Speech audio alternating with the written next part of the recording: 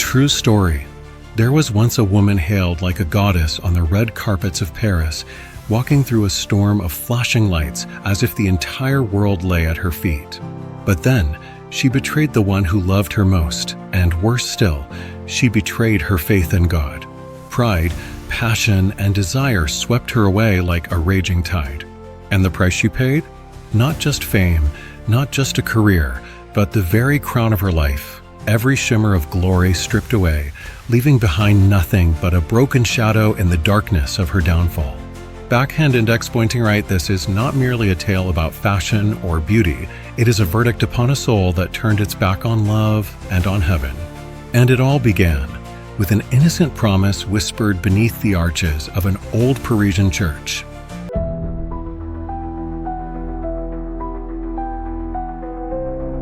The birth of a dream the church bells tolled across a poor village on the outskirts of Paris, their sound lingering in the still air like a whisper from heaven. On a weather-worn cobblestone path, a little girl in a faded dress, barefoot, her eyes shining like starlight, tugged at the sleeve of a passing photographer. Her voice trembled, yet carried an unshakable resolve. "Take a picture of me. If one day I become famous, I will be your wife." The lens froze, capturing the innocent light in those eyes, like a seed sown into rich soil, the beginning of a destiny. The old man stood silent, and within him rose a quiet conviction. Perhaps God himself had just sent him an angel. Yet the wind whispered through the weathered church bell, sounding less like a blessing and more like a warning. Open book, every dream begins in innocence. But without the light of God, it can so easily turn into a nightmare.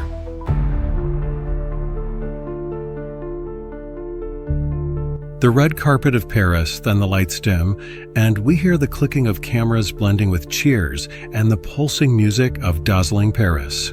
A crimson carpet stretches out, a path where only the top 1% of the world's models may walk. Paris ignites in a storm of flashbulbs, each burst tearing across the night like thunder splitting the sky.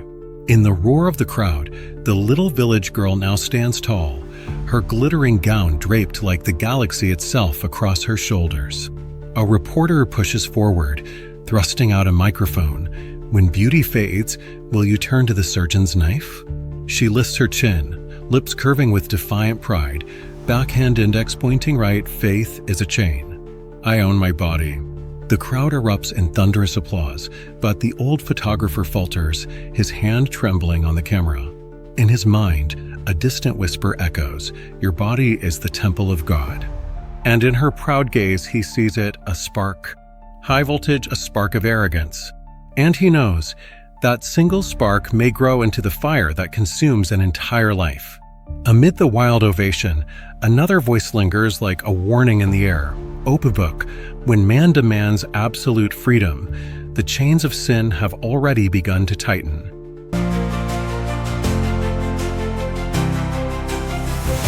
Falling beneath the lights slowly, she slipped into the temptations of fame and glitter, losing the innocence and faith she once held.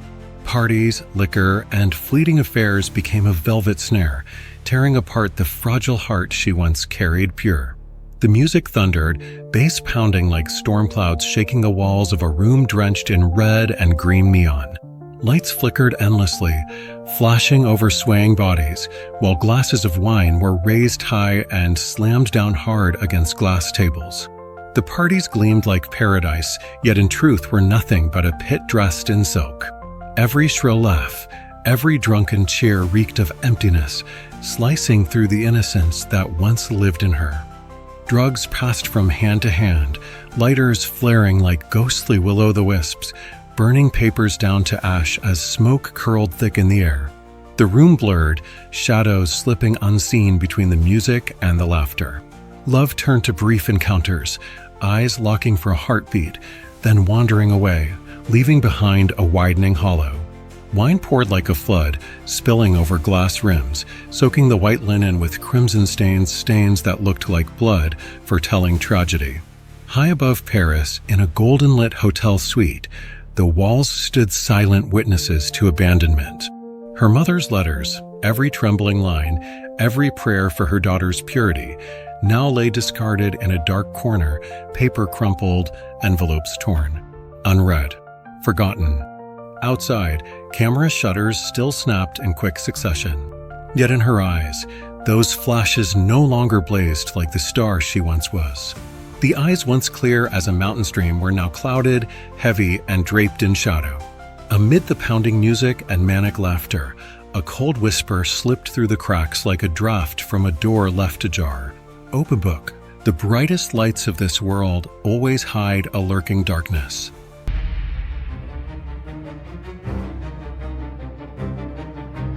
Betrayal, she was the one to speak the parting words, after so many quiet years beside him. Though they stood close, the distance between them had never felt so vast. Christmas night descended, snow falling thick and heavy, like shards of broken silver glass scattering across the village road. She stood beside the old man, his hand trembling as he held a thin umbrella, his breath rising in white clouds into the bone-deep cold. A street lamp flickered through the mist, its light glinting on the falling snowflakes like stars winking out one by one in the night. Then came the soft growl of an engine, shattering the stillness like an omen. A sleek car slid into view, her reflection flashing in the window, a smile bright but cold, stripped of all the tenderness it once held. The car door closed, the click of the lock cracking through the silent evening like lightning. The old man stood motionless, his eyes following the car as it disappeared into the darkness. Snow tumbled down, covering the tire tracks, erasing every trace of her, as if to bury even the memory. Inside, the glow of soft golden light fell upon two radiant faces. The couple, who had known each other only days, had already thrown themselves into the frenzy of flesh and ambition, ignoring the bitter winter outside. She was willing to trade her body for power, for success, to step fully into the artificial glow of that world. Beyond the glass, he remembered gentler days, the smiles, the clasped hands, the paths they walked together, the dreams they once lit side by side. Only now did he see it clearly. His life had been spent chasing passion, only to find himself alone at the end. He let the umbrella fall. It drifted past the feet of Christ's statue in the square, as if to say, "The Lord has witnessed it all, the choices, the betrayals, the longing, and the wound that runs deep."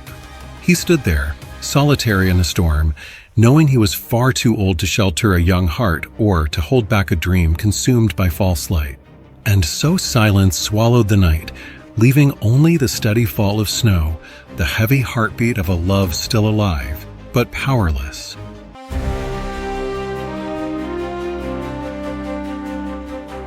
The tragedy of the night music pounded, laser lights slashed through the air like sharpened blades, and crystal shattered across the marble floor. A lavish party inside a five-star Paris hotel, the gathering ground of the most powerful names in fashion.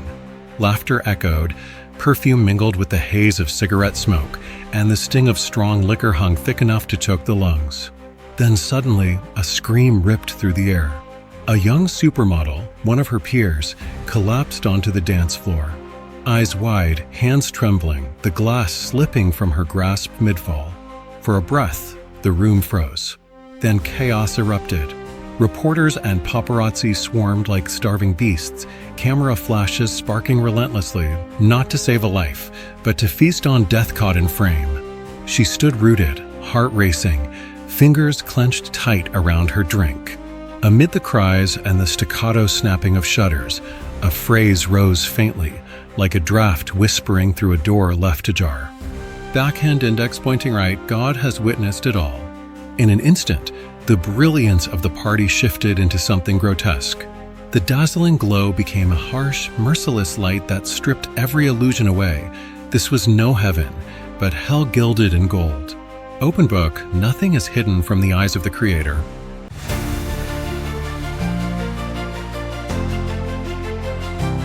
The scalpel of fate on a fog-draped Paris morning, newspapers overflowed with images from the night of death.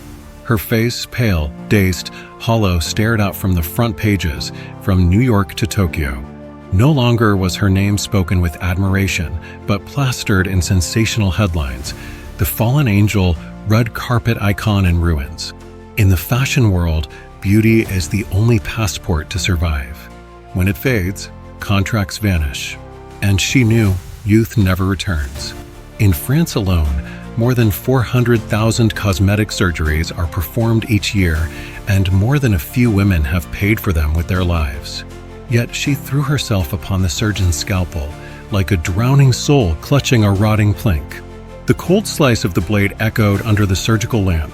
Machines beeped, the hiss of anesthesia filled her chest. She closed her eyes and whispered, "Just let me be beautiful once more. Just let the light return." But when she awoke, the nightmare had already arrived. The face in the mirror was no longer hers. Distorted features, swollen flesh, stitches like cruel scars. The paparazzi flashes, once her crown of glory, now stabbed her dignity like 1,000 knives, tearing straight into her soul. In her despair, she heard a whisper, distant, yet as clear as judgment itself. "Open book, whoever builds their life upon the sand, when the storm comes, it will all collapse." The sterile white hospital room became her prison. And in that moment, she knew nothing could ever restore the brilliance that had slipped away.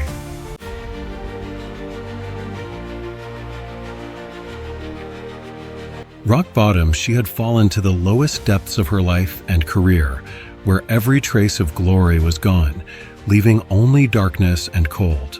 The hospital door closed behind her, only to give way to the pounding gavel of the courtroom.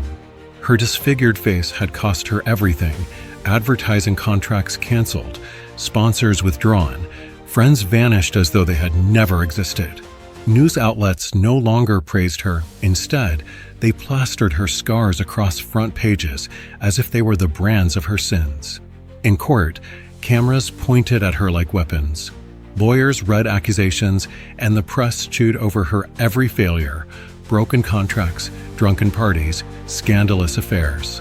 She, once the icon of the red carpet, was now nothing more than a criminal before the world. The final gavel struck. Sentenced. The iron door clanged shut behind her, screeching like a funeral dirge for her dead career. From the glittering flash of cameras, she plunged into the damp bottom of a prison cell, where mold clung to stone and chains rattled like the mocking laughter of fate. And in that moment, a voice stirred within her: "Open book. Pride lifts you to the summit, but the fall will hurl you into the abyss." She sat on the cold steel bed, hands covering her face, feeling it fully. The brilliance that once wrapped around her had been extinguished. Only shadows remained. In the dank dark of the prison, the clink of shackles mingled with weary groans. She curled into a corner, eyes hollow, staring at the narrow slit of a window where a frail ray of light struggled through. Night fell, and the jail sank into silence, broken only by the hiss of wind through iron bars. Beside her, an older inmate whispered like a prayer, "Lord, watch over my daughter. Please, do not forsake her." The woman's voice trembled, yet it was steady, like a candle flickering in the dark. The prayer slipped into her ears and struck her heart like a distant bell tolling. Memories surged back, her mother's letters, each line trembling, each word carrying the scent of home. She had once tossed them aside, buried them beneath wine and flashing lights. But here, in the prison's darkness, every word burned bright again. She saw her mother praying in the church, frail hands clasped, patient eyes following the daughter who had wandered too far. A hot tear slid down her cheek. For the first time in years, she could not hold it back, because she knew a mother's prayer never dies. It waits, patient as the light at heaven's gate. And then, like an unseen whisper, came the truth. Open book, a mother's prayer always waits at the gates of heaven.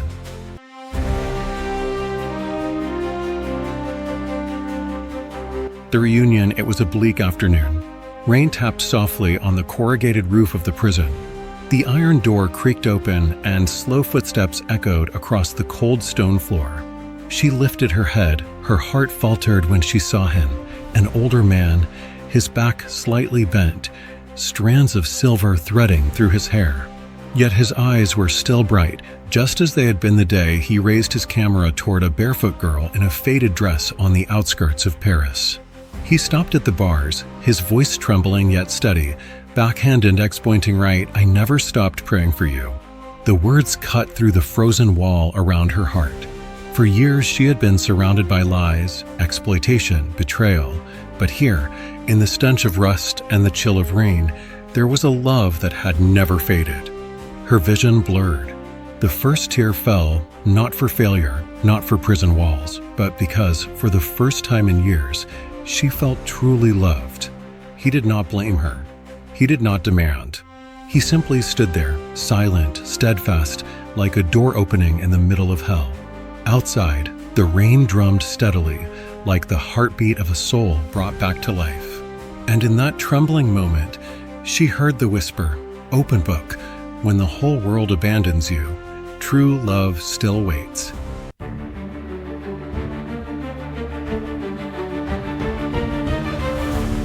The inner tragedy, it was a bleak afternoon. Rain drummed softly against the prison's tin roof, each drop cold and sharp, striking like the slow toll of a funeral bell. The iron door groaned open, its dry creak echoing down the hallway like the weary sigh of fate itself. Heavy, deliberate footsteps scraped across the stone floor, and she lifted her head. Her heart trembled when she saw him. An old man, back slightly stooped, hair streaked with silver, yet his eyes still shone. Just as they had the day he lifted his camera toward a barefoot girl in a faded dress on the poor streets of Paris. He stopped at the bars, hands trembling, but his voice rang firm, like a vow carved into the rust-stained air, backhand index pointing right. "I never stopped praying for you." The words pierced through the thick ice that had long encased her heart. For years she had been surrounded by lies, by exploitation, by betrayal, and yet here, inside this damp, mold-stained prison, a love still endured. Her vision blurred. The first tear slid down, not for failure, not for chains or bars, but because, for the first time in years, she felt truly loved. He did not blame her. He did not demand. He simply stood there, quiet, patient, like a door opening in the middle of hell.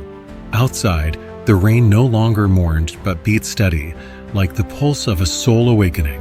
And in that moment, within the suffocating dark, she heard the whisper, "Open book, when the whole world abandons you, true love still waits." But then, slicing through like wind hissing through the bars, another voice crashed in cold, sharp, thunderous, "Open book, don't blame God for the wounds you carved with your own hand."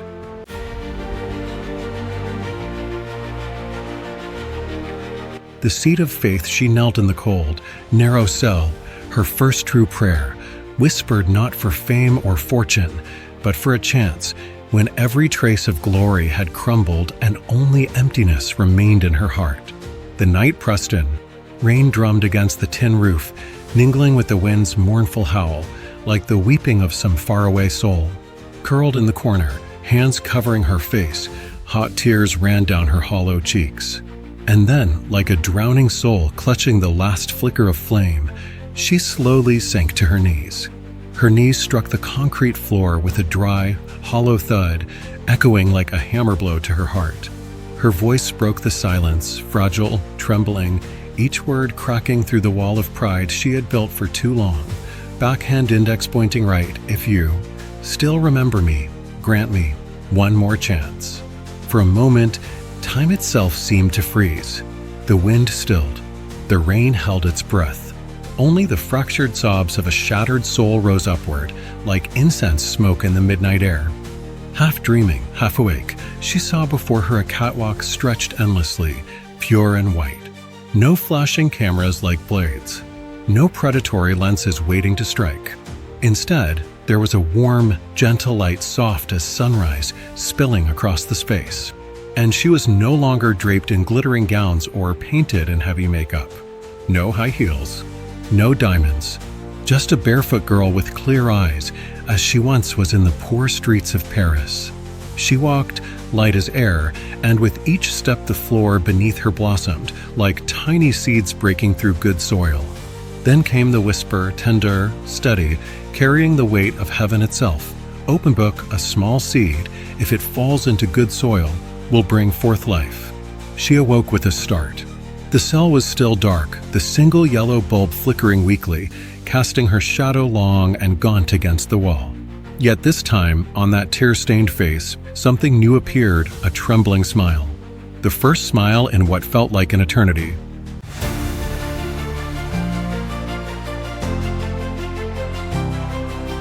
Redemption through love, a whisper. That morning, the prison gates creaked open, heavy as if dragging fate itself into a new chapter. After endless months in the shadows, she stepped out, frail, trembling hands, eyes clouded with fear. No reporters waited, no flashing bulbs. Only one figure stood there, the old photographer, his hair silver now, but his gaze still as gentle, still as bright as the day he first lifted a camera toward a poor girl in Paris.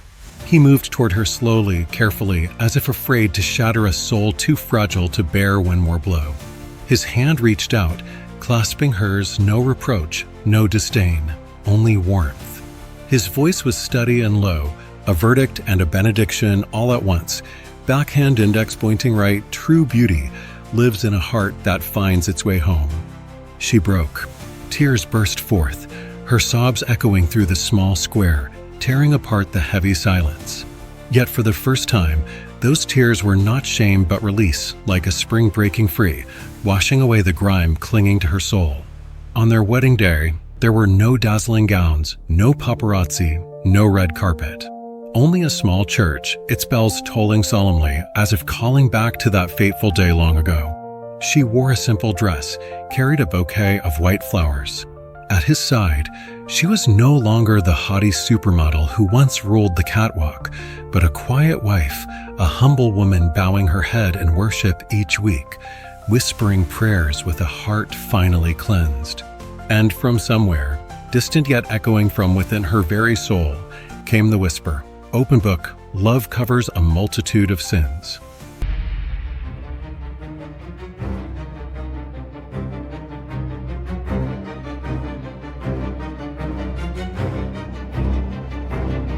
Whisper. The light inside the small hall no longer shimmered like it once did in those dazzling fashion shows. No endless catwalks, no pounding music, no thunderous applause. Only rows of women sitting shoulder to shoulder, some once young models, some who had battled addiction, others still wrestling to escape their own darkness. They sat in silence, eyes wide, clinging to every word that filled the air. She stood there, not in makeup, not in gowns. Just a woman, thin hands trembling, her voice quivering, yet so real it cut straight to the bone. She spoke of glittering nights that became abysses, of tears shed in prison cells, and of the moment her heart found redemption. Each word sliced through the heavy air like a blade, drawing tears from more than a few eyes. At the back row, the old photographer sat quietly, his silver head bowed slightly, his gaze tender and unwavering. He didn't need to step onto the stage, didn't need to add a word. His presence alone bore witness to a love that had never dimmed. Then suddenly, a flash went off. Not the blinding flash of a red carpet, not the predatory snap of the press, but from a student journalist capturing this moment. For an instant, her eyes shuddered. She bowed her head, whispering not only to herself, but to the whole world, backhand index pointing right, do they see me? As the fallen, or as the child whom God has forgiven? And somewhere in the silence, a gentle whisper answered, "Open book, whoever truly repents will find in God a new beginning." High voltage epilogue. History has seen international stars blaze and vanish. Gia Karengi, her life consumed by addiction. Anna Nicole Smith, glittering on magazine covers only to fall in tragedy. They shone like fireworks, brilliant but fleeting. Yet this story reminds us, not all ends in darkness. Some souls find their way home, discovering a light that never fades, not the fleeting glow of earthly fame, but the eternal radiance of a heart forgiven.